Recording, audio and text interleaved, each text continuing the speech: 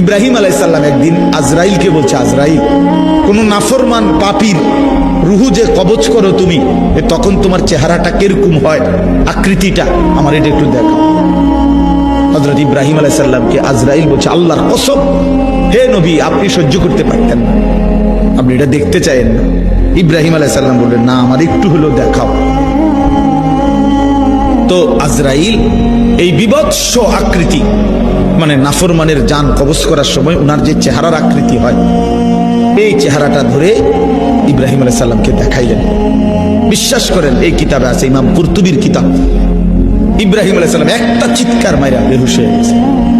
হুঁশ আসার পরে ইব্রাহিম আলাইহিস সালাম বললেন, আল্লাহর কসম, আয় আল্লাহ, মালিক আপনার কসম, কবরের আযাব, জাহান্নামের আযাব কোন নাফরমানের জন্য কিছুই লাগবে না, শুধু আজরাইলের এই ভয়ানক দৃশ্য জান কবজের সময় একবার দেখলেই তার সারা জিন্দেগীর নাফরমানির শাস্তির জন্য এটাই যথেষ্ট।